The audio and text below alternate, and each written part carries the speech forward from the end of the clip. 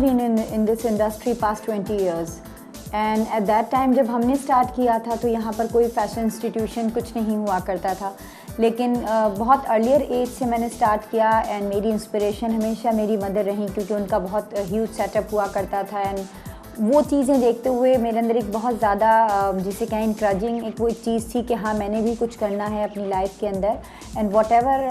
Future के अंदर जो भी मेरे प्लान होते मेरी कोशिश यही थी कि आर्ट से रिलेट हो, चाहे अगर मैं फैशन डिज़ाइनर नहीं होती तो इंटीरियर डिज़ाइनर होती, मेकअप आर्टिस्ट होती और interior. Fashion is a trend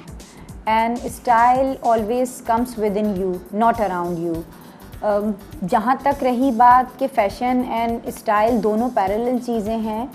हमेशा इंसान को वो चीज़ कैरी करनी चाहिए और मैं हमेशा एडवाइस भी अपने क्लाइंट्स को भी यही करती हूँ और कहती भी यही हूँ कि आप वो चीज़ कैरी कीजिए जो आप पर सूट कर रही है, नॉट एग्जैक्टली कि आप ट्रेंड के अंदर जो कुछ भी इन है, फैशन के अंदर जो इन है आप उसको कैरी कर लें अनलेस वो आप पे सूट करे नहीं करे। तो ये चीज़ें छोटी छोटी चीज़ें बहुत ज़्यादा मैटर करती हैं, इन्वॉल्व करती हैं आपके अपनी पर्सनैलिटी को स्टाइलाइज करने के। जब भी हम अगर एक क्लाइंट की बात करते हैं और एक बायर की बात करते हैं तो मेरी कोशिश ये होती है कि अनलेस अगर वो क्लाइंट एजुकेट नहीं है तो हम उसको अवेयरनेस दें। और अब तो मीडिया की वजह से इतना ज़्यादा लोगों को एक तरह से चार्म है और एक तरह से बड़ी हेल्प मिल गई है कि वो अपने आप को बहुत अच्छी तरीके से ग्रूम कर सकते हैं। बहुत सारे लोग ऐसे हैं जो डिग्री होल्डर भी हैं, वो भी बहुत अच्छा काम कर रहे हैं। कुछ ऐसे गॉड गिफ्टेड टैलेंटेड भी लोग हैं जिन्होंने डिग्री नहीं ली है मगर उसके बावजूद भी बहुत अच्छा काम कर रहे हैं। तो कभी कभी ऐसा होता है कि हाँ, डिज़ाइनर ब्रांड एक अलग चीज़ है कि आप अगर ब्रांड कॉन्शियस हैं तो आप ठीक है, आप डिज़ाइनर के पास ही जा रहे हैं और आप तो ही अच्छी चीज़ अपने आप को कैरी करवा सकते हैं। अदरवाइज़ आपके ऊपर भी डिपेंड करता है कि आप खुद कैसे अपने आप को कैरी करते हैं। तो इट इज़ नॉट नेसेसरी कि जो डिज़ाइनर वेयर ही पहनता है वही बेहतर है या जो डिज़ाइनर वेयर नहीं पहनता वो अपने आप को प्रॉपर्ली ग्रूम नहीं कर सकता।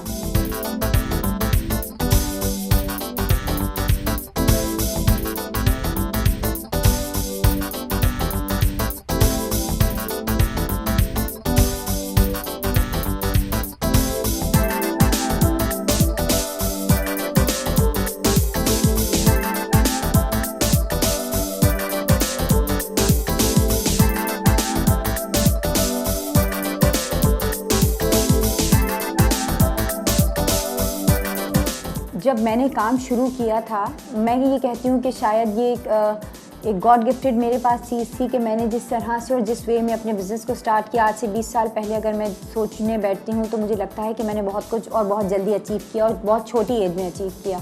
क्योंकि मेरी हमेशा इंस्पिरेशन और मेरा फोकस हमेशा ये था कि कुछ भी हो मैं एक प्रॉमिसिंग एक डिलीवर सर्विसेज कर सकूँ। तो मैं इस चीज़ में बहुत कामयाब रही और डिफरेंट मैं अपने आप को दूसरे डिज़ाइनर से इसलिए समझती हूँ कि मैंने जिस वक्त 2008 के अंदर ये अपना स्टूडियो जब डिज़ाइन किया तो उस वक्त तक डिज़ाइनर वेयर कैटेगरी के अंदर ये कॉन्सेप्ट नहीं था कि बीइंग अ डिज़ाइनर आपके पास जब भी कोई क्लाइंट आता है तो आप ये थोड़ा सा फील करते हैं और सोचते हैं कि ठीक है जी हम एक डिज़ाइनर है और डिज़ाइनर डेफिनेटली जो हमारे डिज़ाइनर्स हैं वर्ल्ड ओवर भी जो डिज़ाइनर्स हैं बहुत एक्सपेंसिव होते हैं। तो आने वाले क्लाइंट को हमेशा आप ये फील करवाइए कि yes you are prime client to us and definitely आप अगर हमारे पास आ रहे हैं तो you are prestigious to us. तो उस वजह से मैंने उस चीज़ को देखते हुए कि इंटरनेशनली जितनी भी डिज़ाइनर्स हैं अगर आप उनके स्टोर्स को और उनके फ्लैगशिप स्टूडियोज़ को देखें तो वो बहुत ज़्यादा एलैबोरेटेड और बहुत ग्रैंड उसके अंदर होते हैं। तो मुझे ये लगता है कि येस मैंने इन चीज़ों में मैं इस चीज़ की पायनियर रही कि मैंने इस कॉन्सेप्ट को अचीव किया और इसको लेकर मैं जब मैं मार्केट में आई हूँ और मुझे खुशी होती है कि लोगों ने इस चीज़ से इंस्पिरेशन ली, पॉजिटिविटी हुई और लोगों ने अपने आप को चेंज करना शुरू किया कि ठीक है, डिज़ाइनर वेयर आउटलेट इसी तरह के होने चाहिए हैं कि आने वाले क्लाइंट को ये एहसास हो कि यस, आप किसी you are in safe hand और आप किसी अच्छे डिज़ाइनर के पास जा रहे हैं, and if you are brand conscious. तो मेरे ख़्याल से ये मुझे एक चीज़ की मैं क्रेडिट लूँगी कि अब मैं दूसरे आउटलेट्स देखती हूँ तो मुझे लगता है कि आयशा वारसी फ्लैगशिप स्टूडियो के वो मिरर इमेजेस हैं। बिल्कुल, इसमें कोई शक नहीं है कि पाकिस्तानी डिज़ाइनर्स में जितना टैलेंट है, क्योंकि हमारी हेरिटेज बहुत ज़्यादा रिच है और हम उसी रिच हेरिटेज के साथ हम जब अपने आप को बीइंग अ डिज़ाइनर सेलिब्रेट करते हैं तो डेफिनेटली हमें ये फील होता है कि हम लोकली और इंटरनेशनली अपने आप को बहुत अच्छी तरीके से प्रेजेंट कर सकते हैं। और जो अपकमिंग और फ्रेश टैलेंट है, मैं समझती हूँ कि वो बहुत ज़्यादा लकी हैं कि उनके पास अब इंस्टीट्यूशंस हैं, उनके पास अब बहुत कुछ पहले जिस वक्त हमने स्टार्ट किया था उस वक्त ना मीडिया को इतना ज़्यादा मीडिया की अवेयरनेस थी, ना ही कोई इंस्टीट्यूशन से। तो मेरे ख़्याल से जो अपकमिंग एंड फ्रेश ब्लड आ रहा है उसके लिए ये एक बहुत ज़्यादा प्लस पॉइंट है और इससे मज़ीद पॉजिटिविटी आनी चाहिए, जो कि आ भी रही है। मेरे ख़्याल से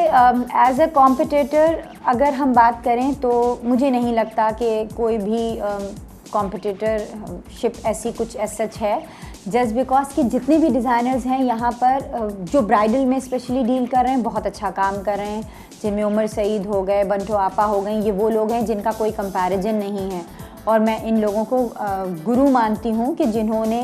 ब्राइडल की एक लुक को, एक फॉर्म को उन्होंने कंप्लीट पैकेज लुक दिया। तो मेरे ख़्याल से जो अपनी कैपेसिटी में काम कर रहा है वो बहुत अच्छा काम कर रहा है। जहाँ तक कंपटीशन की रही तो कंपटीशन अगर बंटो आपा और उमर सईद और HSY जैसे लोगों के साथ हो तो मेरे ख़्याल से पॉजिटिव कंपटीशन होना चाहिए। तो आपको डेफिनेटली डे बाय डे आपको फील होता है कि आपने कुछ नया करना है। Being a women entrepreneur and being a fashion designer definitely बहुत सारी चीज़ों को प्रॉब्लम हमें फेस करना पड़ा, क्योंकि अगेन बात वही आ जाती है कि जब हम आज से 20 साल पहले की जब हम चाल चलने की कोशिश करते हैं तो हमें लगता है कि हमारे पास कोई वसाइल नहीं थे। अब तो बहुत सारी चीज़ें हैं और बहुत ज़्यादा मीडिया ने अब बहुत हेल्प किया। उस वक्त जब हमने स्टार्ट किया मीडिया नहीं था, इतना ज़्यादा नहीं था, एक आध चैनल हुआ करता था, तो वो थोड़ा सा प्रॉब्लम फेस हमें करना पड़ा। अल्हम्दुलिल्लाह मुझे अपनी फैमिली की तरफ से ऐसा कोई प्रॉब्लम नहीं आया, ना ही कोई रुकावट हुई, वरना मैं बहुत सी लोगों को देखती हूँ कि जिनको बहुत प्रॉब्लम फेस करने पड़ते हैं। ग्लोबली फैशन इंडस्ट्री के अंदर बहुत ज़्यादा बूम आया है एंड अगर हम पाकिस्तान को एज अ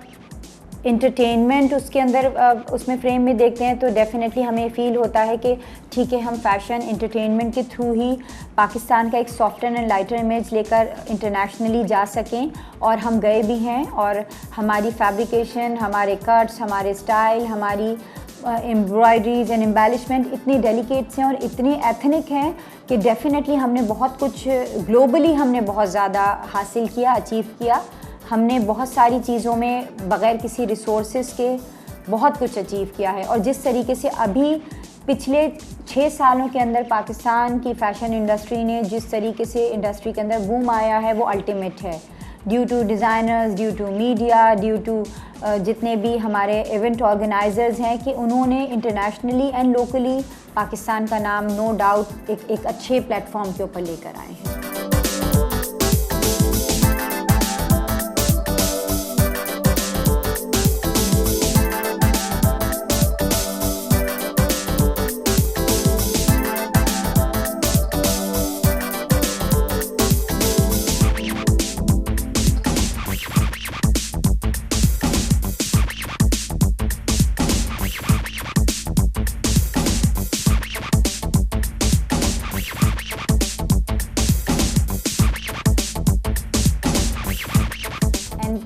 सालों में मेरी कोशिश यही रही कि डे बाय डे मैं किसी तरीके से ग्रो करूं, क्योंकि एक बिज़नेस के अंदर आप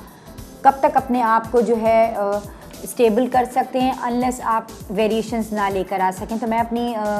ब्रांड के अंदर बहुत सारी वेरिएशंस लेकर आई, इंटरनेशनली भी एंड लोकली भी बहुत सारी। मैंने आयशा वारसी एक्सचेंज के अंदर बहुत सारी कंपनीज़ को इंट्रोड्यूस करवाया, जिसमें डायमंड पोल की ज्वेलरी थी, मेंस वेयर कलेक्शन थी, AV ऑफिशियल्स लाइन थी फॉर द विमेन जो ऑफिस गोइंग होती हैं उनके लिए। एंड सितंबर के अंदर हम एक और अपनी प्रोडक्ट लॉन्च कर रहे हैं which is belongs to pret line. तो मुझे तो पर्सनली अपना फैशन इंडस्ट्री के अंदर बहुत स्कोप नज़र आता है, एंड वैसे भी बहुत जो कि जिस तरीके से काम हो रहा है, अगर वो उस तरह से और उतने ही तरीके से इम्प्लीमेंट होता रहा तो इंडस्ट्री के अंदर डेफिनेटली हम कम से कम फैशन के थ्रू तो पाकिस्तान को एक बहुत अच्छी जगह हम देख सकते हैं। न्यू कमर्स और इमर्जिंग टैलेंट जितना भी आ रहा है फैशन इंडस्ट्री के अंदर बहुत अच्छा आ रहा है। स्पेशली मैं उन बच्चों की बात करूँगी कि जो डिग्री होल्डर्स हैं, वो बहुत अल्टीमेट काम कर रहे हैं। और मैं ये चाहती हूँ कि जितने भी फ़ैशन काउंसिल्स को मैं एक मैसेज देना चाहती हूँ कि वो फ़ैशन काउंसिल्स जो इस वक्त पाकिस्तान के अंदर रन कर रही हैं, वो इस चीज़ को इतना सॉलिड और इतना ज़्यादा ऑथेंटिक कर दें कि fashion designers at least they understand at least कि किस तरीके से फ़ैशन एक्चुअली है क्या। Fashion is a very serious business और लोग इस चीज़ को अंडरस्टैंड नहीं करते। अगर हम फैशन के थ्रू अपनी इंडस्ट्री को और अपने मुल्क को डेवलपमेंट की तरफ या एम्प्लॉयमेंट की तरफ लेके जाएं तो definitely it's a multi-billion dollar industry. लेकिन अगर तब है ये जब हम इस चीज़ को फोकस करें, तो मैं एटलीस्ट जो नए इमर्जिंग टैलेंट है उसको यही कहूँगी कि be your self, express your self, discover your self. Unless आप डिस्कवर नहीं करेंगे, आपको नहीं खुद समझ आ सकेगा कि आपकी स्टैंडिंग है क्या। डेफिनेटली फॉर्मल एजुकेशन किसी भी फील्ड से रिलेटेड हो आपको बहुत ज़रूरी है, क्योंकि इनिशियल टूल जब तक आपके हाथ में नहीं होगा और आपकी बेस जब तक आपकी फाउंडेशन मजबूत नहीं होगी, आप कुछ नहीं कर सकते। मेरा थोड़ा सा इख्तिलाफ रहा है इंस्टीट्यूशन जो कि स्पेशली फ़ैशन इंस्टीट्यूशंस हैं उनके हवाले से, और मैं ये चाहती हूँ कि थोड़ा सा लेआउट एंड थोड़ा सा इनको अपना जो सिलेबस है या जो भी इनकी स्ट्रैटेजीज़ हैं वो चेंज करनी पड़ेंगी। जस्ट बिकॉज के जब इंटर्नीज़ हमारे पास आ रहे होते हैं तो लिटरली हमें बहुत अफसोस होता है और बहुत दुख होता है कि वो बच्चे जो डिज़र्विंग हैं वो 4 साल अपने लगा कर आ जाते हैं, लेकिन उनको वो चीज़ नहीं मिल पाती, वो वसाइल नहीं मिल पाते। इंटर्नशिप मस्ट की जाए, एक तो सबसे बड़ी चीज़ ये कि उनको मस्ट कर दिया जाए कि कुछ डिज़ाइनर्स जो यहाँ के इस्टेब्लिश डिज़ाइनर्स हैं उनके पास चंद महीनों की नहीं, चंद दिनों की नहीं, एटलीस्ट साल भर की इंटर्नशिप होनी चाहिए एट एनी कॉस्ट। अनलेस आप इंटर्नशिप नहीं करेंगे, आपको नहीं मालूम होगा कि आप किस तरीके से एक वर्किंग मैनेजमेंट के अंदर how do you run your business. Unless आपको कस्टमर डीलिंग, आपको कस्टमर सर्विसेज, आपको मैनेजमेंट, आपको फाइनेंस, ये सारी चीज़ें बहुत ज़्यादा एक स्ट्रॉन्ग फैक्टर इन्वॉल्व है जो कि बच्चों को नहीं। वहाँ पे सिर्फ स्केचिंग, पैटर्न मेकिंग, ड्रेपिंग, ये इलस्ट्रेशन सिखा दी जाती है। ये बेसिक टूल ज़रूर है, मगर अनलेस आप जब तक एक बेसिक प्लेटफॉर्म, एक बेसिक फाउंडेशन के साथ एसोसिएट नहीं होंगे, आप नहीं कुछ सीख सकते। तो प्रैक्टिकली तो बहुत मेक मैन परफेक्ट मेरे ख्याल से एक बहुत स्ट्रॉन्ग एक टूल है कि अनलेस आपके अंडर प्रैक्टिस नहीं, आप कुछ नहीं हासिल कर सकते अपनी ज़िंदगी में।